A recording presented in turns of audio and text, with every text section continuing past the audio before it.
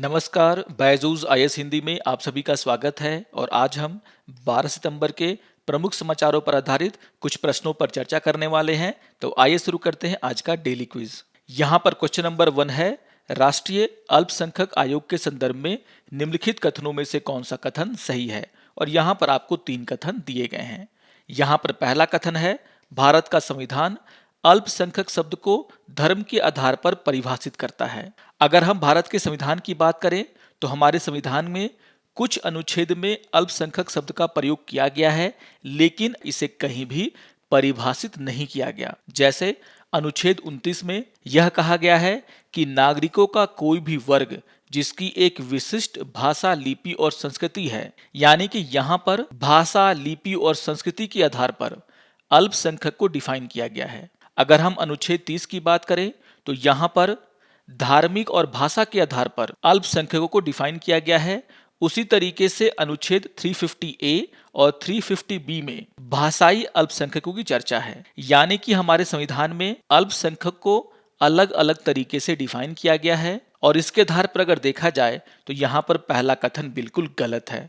आइए देख लेते हैं दूसरे कथन को। दूसरा कथन है, 5 धार्मिक समुदायों को अल्पसंख्यक समुदायों के रूप में अधिसूचित किया गया है। अगर हम हमारे देश में अल्पसंख्यक समुदायों की बात करें तो यहाँ पर 6 धार्मिक समुदाय अर्थात मुस्लिम, ईसाई, सिख, बौद्ध, पारसी और जैन को पूरे भारत में केंद्र सरकार के द्वारा अल्पसंख्यक समुदाय के रूप में अधिसूचित किया गया है। आपको ये ध्यान में रखना है कि शुरुआत में अल्पसंख्यक समुदाय की जो संख्या थी वह 5 था, लेकिन 27 जनवरी 2014 को जैनियों को भी अल्पसंख्यक समुदाय के रूप में अधिसूचित कर दिया गया और इसके बाद यहाँ पर जो संख्या है वो बढ़कर कर 6 हो गई। तो आपको ये ध्यान में रखना है कि फिलहाल हमारे देश में 6 धार्मिक समुदाय को अल्पसंख्यक समुदाय का दर्जा दिया गया है और इसके आधार पर देखा जाए तो यहाँ पर दूसरा कथन भी गलत है। आइए देख लेते हैं तीसरे कथन को। तीसरा कथन है, आयोग का प्रत्येक सदस्य पद ग्रहण करने की तिथि से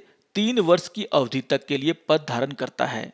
तो ये बात बिल्कुल सही है। अगर हम राष्ट्रीय अल्पसंख्यक आयोग के सदस्यों की बात करें तो यहाँ पर जो सदस्य होते हैं उनका कार्यकाल 3 वर्षों का होता है और इसके आधार पर अगर देखा जाए तो यहाँ पर तीसरा कथन बिल्कुल सही है, यानी कि क्वेश्चन नंबर 1 का आंसर होगा ऑप्शन नंबर सी, केवल तीसरा कथन ही सही है। 10 सितंबर के पीआईबी में इससे जुड़ा हुआ एक न्यूज आया है जहां पर यह कहा गया है कि सरदार इकबाल सिंह लालपुरा ने राष्ट्रीय अल्पसंख्यक आयोग के अध्यक्ष के रूप में कार्यभार संभाला है। आइए अब क्वेश्चन नंबर 2 पर चर्चा कर लेते हैं। क्वेश्चन नंबर 2 है, चावल के फोर्टिफिकेशन के संदर्भ में निम्नलिखित कथनों में से कौन सा सही है। और यहां पर आपको 2 कथन दिए गए हैं। आइए देख लेते हैं पहले कथन को। पहला कथन है, फोर्टिफाइड चावल को पकाने के लिए किसी विशेष प्रक्रिया की आवश्यकता नहीं होती है। तो यहाँ पर यह कथन बिल्कुल सही है। जिस तरीके से आप आम चावल को पकाते हैं उसी तरीके से फोर्टिफाइड चावल भी पकाया जाता है और इसको पकाने के लिए किसी भी विशेष प्रक्रिया की आवश्यकता नहीं होती है, यानी कि यहाँ पर पहला कथन बिल्कुल सही है। आइए देख लेते हैं दूसरे कथन को। दूसरा कथन है, चावल के फोर्टिफिकेशन की प्रक्रिया से लागत बढ़ जाती है। तो ये बात भी बिल्कुल सही है। चावल को फोर्टिफाई करने के लिए जो प्रक्रिया अपनाई जाती है उसके कारण फोर्टिफाइड चावल का दाम बढ़ जाता है, जिसकी यहाँ पर चर्चा किया जा रहा है, यानी कि यहाँ पर दूसरा कथन भी बिल्कुल सही है। और इसके आधार पर अगर देखा जाए तो क्वेश्चन नंबर 2 का आंसर होगा ऑप्शन नंबर सी, यानी कि दोनों के दोनों कथन सही हैं। चावल फोर्टिफिकेशन को लेकर के एक न्यूज 10 सितंबर के पीआईबी में आया है और यहाँ पर कहा गया है कि पोषण संबंधी एनीमिया के समाधान के लिए एक पूरक दृष्टिकोण पर वेबिनार का आयोजन किया गया। आइए अब क्वेश्चन नंबर 3 पर चर्चा कर लेते हैं। क्वेश्चन नंबर 3 है, मध्य एशियाई देशों के साथ भारत के सैन्य अभ्यास के संबंध में निम्नलिखित में से कौन सा सुमेलित नहीं है। ध्यान रखिएगा, यहाँ पर आपसे पूछा जा रहा है कि कौन सा कथन सुमेलित नहीं है और यहाँ पर एक तरफ सैन्य अभ्यास के नाम दिए गए हैं और दूसरी तरफ उस देश का नाम दिया गया है जिसके साथ ये सैन्य अभ्यास किया जाता है। तो आइए एक एक करके तीनों कथनों को देख लेते हैं।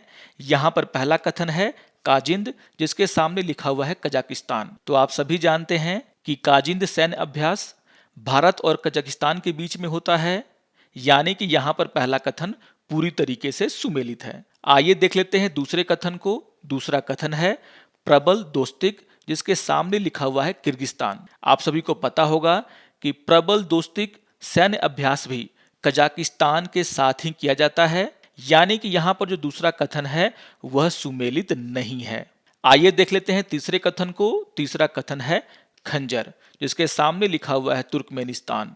और आपको यह ध्यान में रखना है कि खंजर सैन्य अभ्यास भारत और किर्गिस्तान के सेनाओं के बीच में होता है, यानी कि यहां पर जो तीसरा कथन है वो भी सुमेलित नहीं है। इसके आधार पर क्वेश्चन नंबर 3 का आंसर होगा ऑप्शन नंबर सी, क्योंकि यहां आपसे पूछा जा रहा था कि कौन सा कथन सुमेलित नहीं है। तो ध्यान रखिएगा, क्वेश्चन नंबर 3 का आंसर है ऑप्शन नंबर सी। इससे जुड़ा हुआ एक न्यूज 10 सितंबर के पीआईबी में आया है, जहां पर भारत और कजाकिस्तान के संयुक्त अभ्यास काजिंद 21 को लेकर के चर्चाएं की गई हैं। आइए अब क्वेश्चन नंबर 4 पर चर्चा कर लेते हैं। क्वेश्चन नंबर 4 है एटीएल स्पेस चैलेंज 2021 के संबंध में निम्नलिखित कथनों पर विचार कीजिए। और यहां पर आपको 2 कथन दिए गए हैं और आपसे पूछा जा रहा है कि उपयुक्त कथनों में से कौन सा सही है। यहां पर पहला कथन है यह अटल नवाचार मिशन इसरो, नासा, यूरोपीय अंतरिक्ष एजेंसी का एक पहल है। अगर हम एटीएल स्पेस चैलेंज 2021 की बात करें तो इससे जुड़ा हुआ एक न्यूज 10 सितंबर के पीआईबी में आया है, जहां पर यह कहा गया है कि अटल इनोवेशन मिशन ने इसरो और सीबीएसई के साथ मिलकर के स्पेस चैलेंज लॉन्च किया है। और इसके आधार पर अगर देखा जाए तो यहां पर पहला कथन बिल्कुल गलत हो जाता है, क्योंकि यहां पर कहा गया है कि इसे इसरो, नासा और यूरोपीय अंतरिक्ष एजेंसी के साथ मिलकर के शुरू किया गया है, यानी कि यहां पर पहला कथन बिल्कुल गलत है। आइए देख लेते हैं दूसरे कथन को। दूसरा कथन है यह चैलेंज निजी क्षेत्र को अंतरिक्ष के लिए नई प्रौद्योगिकी के निर्माण पर ध्यान केंद्रित करने में सक्षम बनाएगा।